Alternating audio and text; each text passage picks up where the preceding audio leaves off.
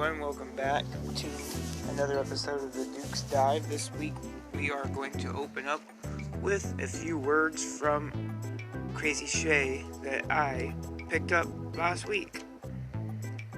What is up? This is Crazy Shea. I am quarantined right now for the next few days until this test gets back. It's kind of crazy, pun intended. But I'm quarantined with some of my good friends and, some trainees and my children, so it's not so bad. I'm not complaining at all. I got my steroids. Today's the first really good day. Hopefully tonight when I lay my head down I'll be able to breathe and it'll make sleeping a little bit easier. But we here at the asylum have been doing okay. It's just rough. I mean, it's like the flu times 100, and it definitely takes away your strength. So training and all like that has been put on hold for a bit, definitely. It's a kick. It's a kick, especially after we were starting to get things going. However, we have some things in the works. There may be some matches shot later this week. It all should go together quite smoothly if everything goes together and it keeps progressing like it is. I have a feeling by the end of the week we'll be back to life and doing stuff around the house, but still on quarantine. So you know how that goes. It's kind of touch and see, wait and go. We still have 3 to 5 days for this test to come back. Tested negative for the flu, negative for strep. So, it's rolling things out as we go, and they finally give us the test. It's just crazy, and Pennsylvania has no tests at the ready, so they got to send them out, and we got to wait and see. But the asylum will still go on after this. It's definitely not the stop of the asylum. If anything, it is just a brief interlude of a pause. That's all. We're just on hold. Once everything comes back and life starts to happen again, we'll be back in full force, kicking ass and taking names. It's just a fresh wound. So it's weird, man, watching all the wrestling without people, and but it's good to see that no matter what, we'll figure out a way to do this and keep you guys entertained. Thanks for listening. If you need to or want to, please check us out on Facebook, Wrestling at the Asylum. Personally, you can look up Crazy Shea. Now, I spelled my name 3 different ways throughout the years. So if you spell it CRAZYSHEA, you get some different hits. CRAZII, you get some different hits. CRAZI, you might get a few hits. Have fun with that. And at the Wrestling at the Asylum, we've got quite a few asylum matches up. Most with that we've been shooting with Papa Scott Productions the last few shows. So enjoy. We miss the hell out of everybody, but we are doing all right at the asylum. It's just the cough, man. The cough. That's all that's left. Once we get rid of that, it'll be all better. That's the hope and the prayer. Anyway, thanks for listening, and remember, you're tuning in to the Duke's Dive. You always listen to the Duke. And by the way, stay crazy.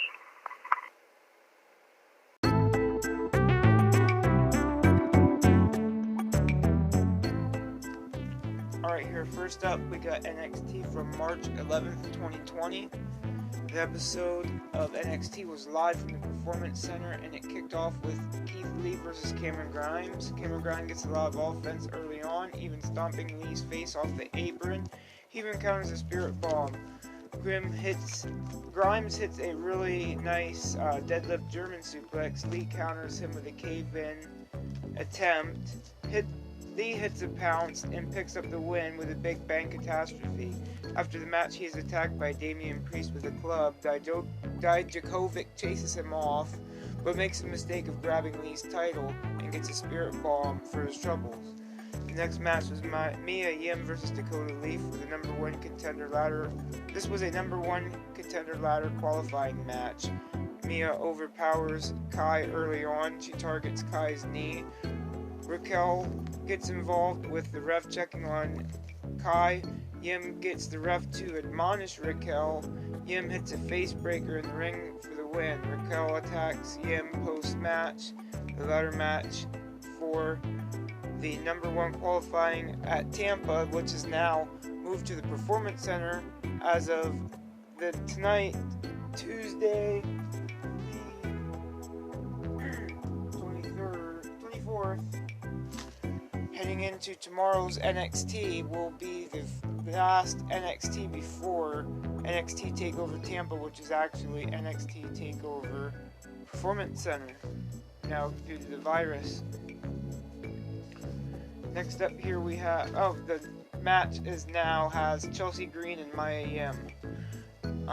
And now 2 qualifying matches are coming up on the 25th, right before the next show, which would be Tampa, NXT TakeOver Tampa, but that is now moved to April 1st, I think it is. Yeah, April 1st at the Performance Center. Next match was Kushida versus Raul Mendoza. Mendoza was supposed to wrestle Kushida weeks ago, but he was taken out by Cameron Grimes. This was like AAA versus New Japan. We learned that Tajiri is one of Kushida's mentors. Kushida hits a flipping armbar off the top into an armbar submission for the win.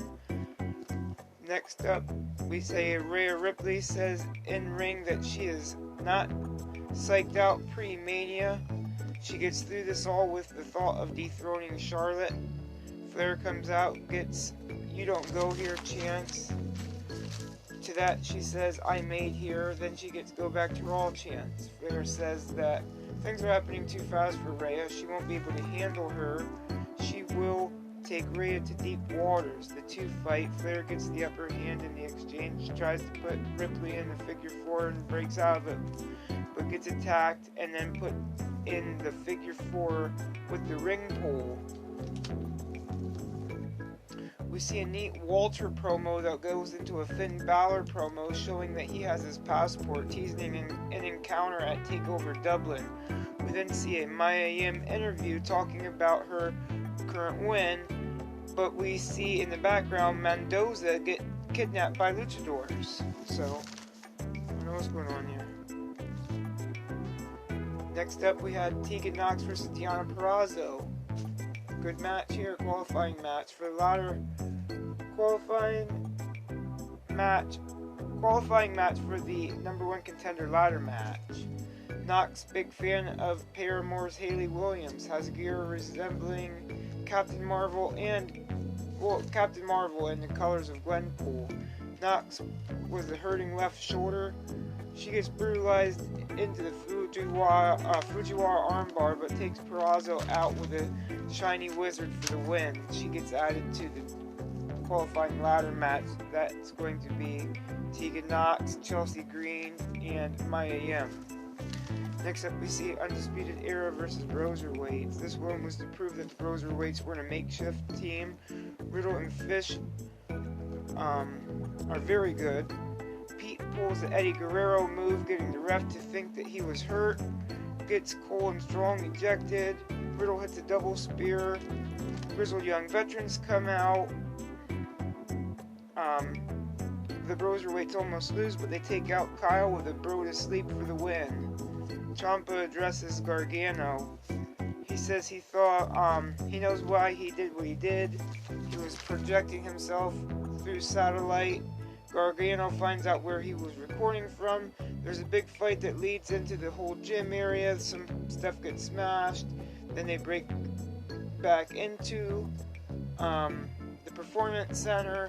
They go up onto the perch over the announcer's table. They fight for like ever. And Tommaso Ciampa hits a air raid siren off of the perch onto the announcer's table, but it looks like Johnny Gargano told him where he could shove it. So, still a very good episode of NXT.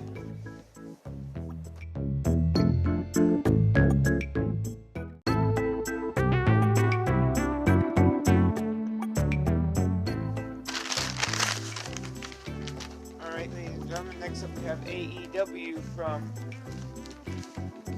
March 12th. Show opens up with Cody Rhodes versus Ortiz. Jake the Snake and Lance Archer are watching from ringside. LAX play the numbers game on Cody. With AEW Blood and Guts coming up, this puts the Inner Circle against the Elite. Cody gets the reverse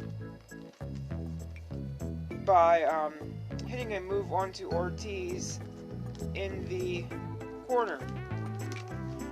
Cody wins by submission, but is attacked by Santana and the Madball. The Young Bucks in the Inner Circle chase the Inner Circle. The Young Bucks come out and chase the Inner Circle off. We see Jericho backstage, and he, Matt Jackson of the Young Bucks and Hangman Page come out to chase the Inner Circle off.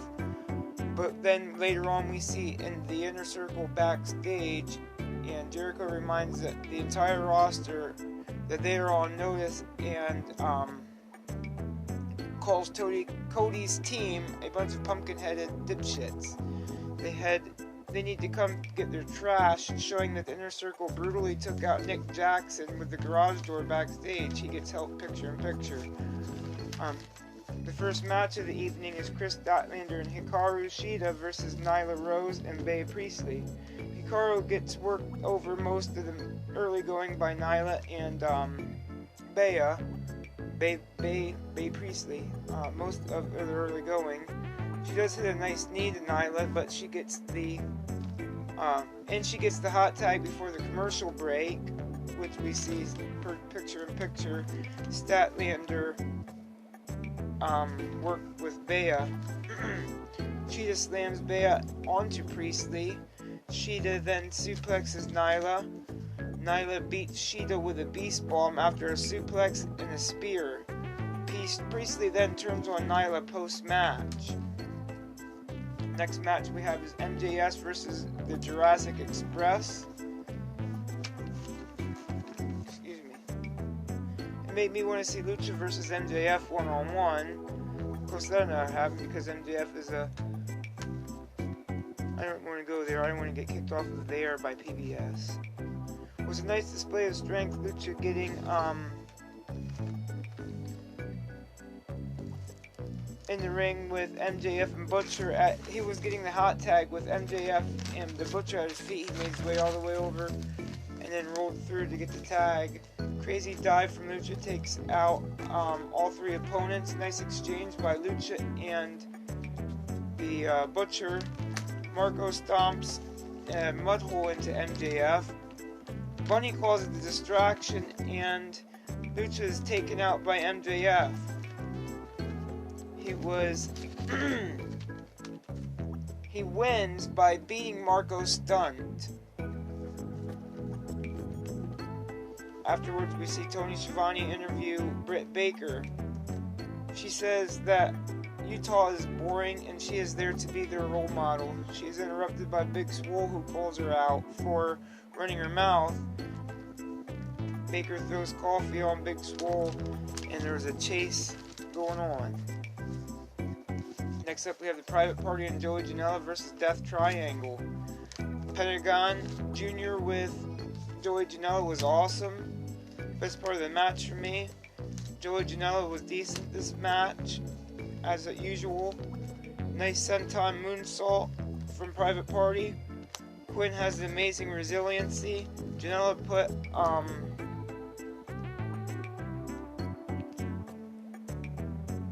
I think it was Penta up for the Death Valley Driver, and then Private Party senton off of him. Oh no, Pac. It would put Pac up for the Death Valley Driver, and Private Party senton off of him and to the other members of Death Triangle, and then he gets the Death Valley Driver on the apron from Joey Janela. Pac does beat Joey Janela after he hit a Black Arrow. Best Friends and Cassidy saved Janela from the Death Triangle after the match. Next up, we see Jim Ross interview Moxley. Moxley's pissed off and challenges Hager, basically. Next up, we have Hangman Page and Dustin Rhodes versus Jericho and Sammy Guevara. The rest of the Elite are at the hospital with Nick. Jericho mocks Page by drinking the beer. Page boots him, takes the beer. Sammy Guevara kicks him. We have a nice diving crossbody Arahari moonsault from Page. And Dustin hits the Destroyer, and Page wins with the buckshot lariat. The Circle are taken. The Circle take them out after the match. Omega comes out and Cody comes out and Matt comes out to fight, but the Inner Circle fight them off. This was a good episode of AEW and a good episode of NXT, but for the week of this week, I would have to give the better show to NXT this week because of Deonna Purrazzo and the Kushida match. And of course, Keith Lee protecting that NXT North American title. Next up, I'm going to be talking about NXT and AEW from March 18th. Thank you for listening to the AEW portion.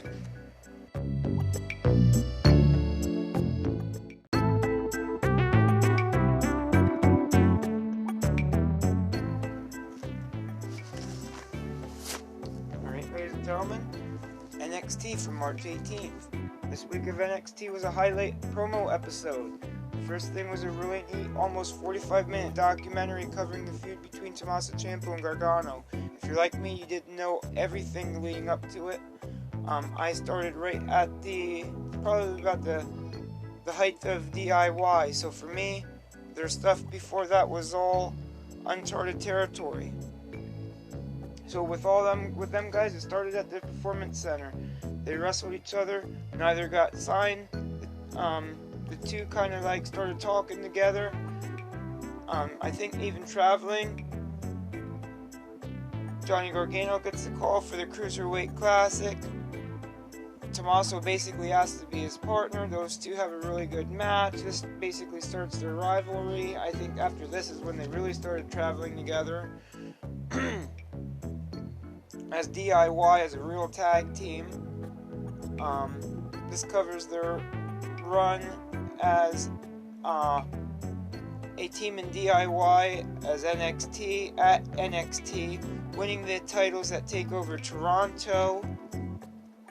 The breakup of the team after Tommaso turned on Gargano after feeling outshined at TakeOver Toronto. Gargano being injured, him coming back, Tommaso winning, wins TakeOver Chicago after he lost to Gargano at TakeOver New Orleans. Tommaso Ciampa wins the NXT Championship first out of Gargano with the last man standing match at TakeOver Brooklyn. Then Gargano finally becomes the North American champion with a new mean streak at NXT TakeOver New York. Tommaso needed the neck surgery, rehabs, relinquishes the title after 238 days. The 15th champion was decided at TakeOver New York versus Adam Cole with a 2 out of 3 falls match. Gargano won the NXT Championship finally. He lost it in his first defense. Tommaso Ciampa comes back. DIY are formed.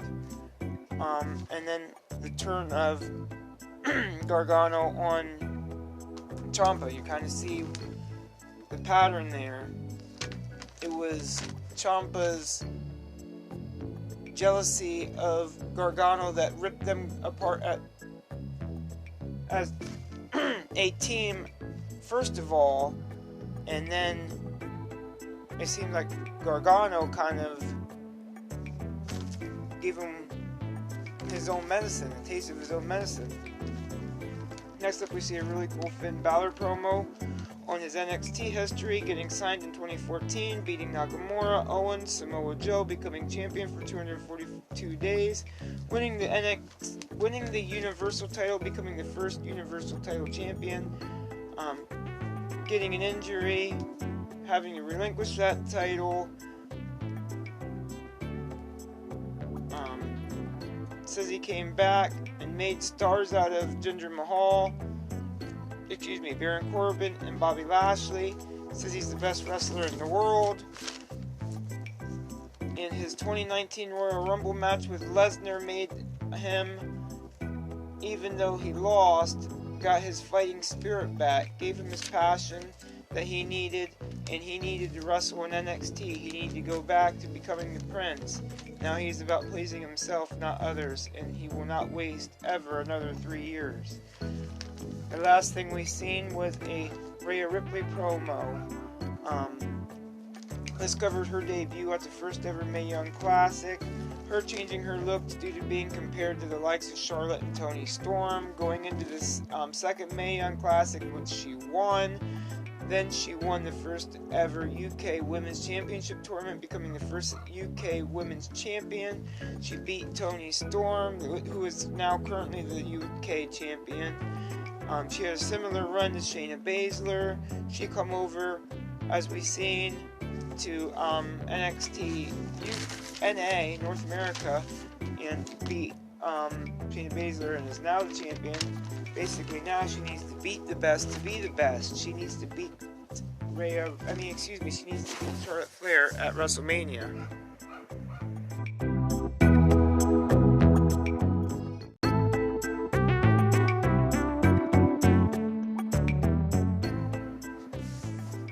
That was the NXT portion from March 18th. Next up here we have the AEW portion of the podcast. The last part I wanted to talk to you guys about, AEW Dynamite from March 18th, 2020.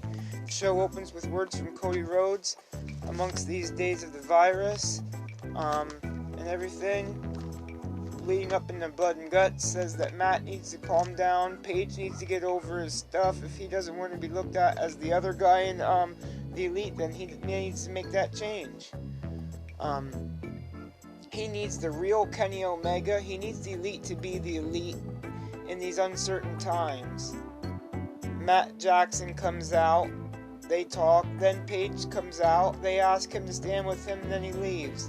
The show opens with MJF saying that he needs to rest his unbeaten body.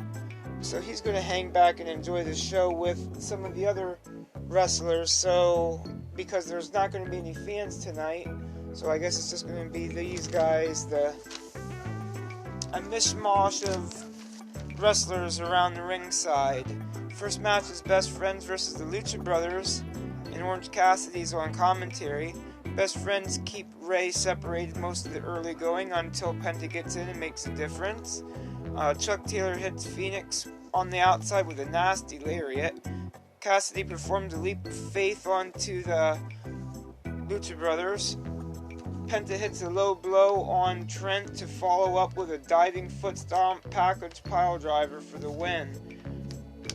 Chuck says after the match that he wants to face Lucha Brothers anywhere. Basically, he wants to fight him in the parking lot next week. Next up, we have Penelope Ford versus Rio versus Chris Statlander versus Hikaru Shida in a four-way. Penelope was in here having a win over Rio on AEW Dark. A lot of this match playing on AEW Dark in a match last week with Hikaru suplexing Statlander onto Rio, shades of last week. Penelope hits a nice Poison Rana on the Statlander. Shida does win the match, beating Penelope with a running knee, this strengthening her ranking as the number 2 woman on the roster. Tony then interviews Colt Cabana, and Kip Sabian kind of get into a little bit of a tussle. Next up we see a Jon Moxley promo. He's still pissed off. He's on the Do Not Enter list, but he goes where he wants. He faces who he wants, and he says if Hager wants something, he can come get it. Right now he's going to go take a drive in his sports car, though. Next up, we've seen the Butcher and the Blade versus Jurassic Express and MJF. The Butcher and the Blade versus Jurassic Express. MJF was seen paying off Butcher and the Blade. Started up with Blade versus Jungle Boy. Butcher and the Blade slammed Jungle Boy off the guardrail after catching him off of a suicide dive. The match was a lot of the Blade versus Jungle Boy, which was pretty good though.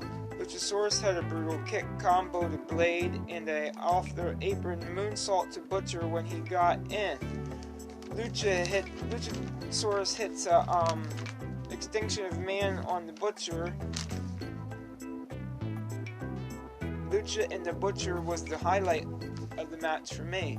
MJF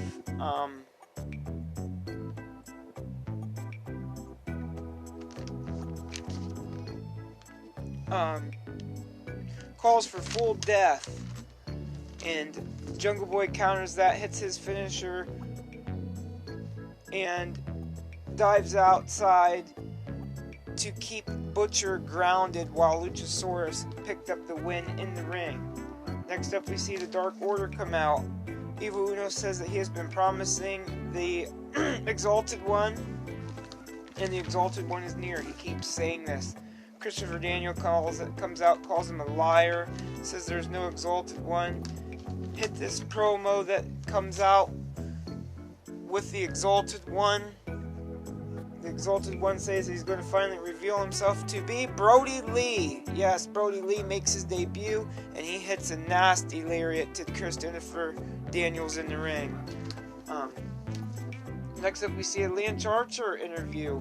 He's interviewed at ringside, and him and Jake the Snake feel that they are being ignored by Cody, so they're going to have to do what they need to do to get Cody's attention now. Next up was Cody and Matt Jackson. Cody, Matt Jackson, and Hangman Page versus Hager and LAX. Jericho was on commentary most of the match, but this was a big must-win for the Elite going into Blood and Guts. Page and Santana have a nice encounter. The Inner Circle work Cody over picture-in-picture. Of course, I hate picture-in-picture. They keep Cody in their corner. Page gets the tag, cleans house, moves on. Cody hit on the outside by Wardlow. There was a nice double Northern suplex from Matt on the ramp. But the Elite lose to the Inner Circle. Jericho makes mention that they will be a man down come Blood and Guts, but lo and behold, someone owed a favor to the Elite, and who was that showed up on the perch at the end of AEW? None other than Broken Matt Hardy. Yes, indeed. So Broken Matt Hardy is now in AEW. He's going to take Nick Jackson's spot at AEW Blood and Guts. I do believe that to be next week, or at least coming up here, maybe the week after. This being their big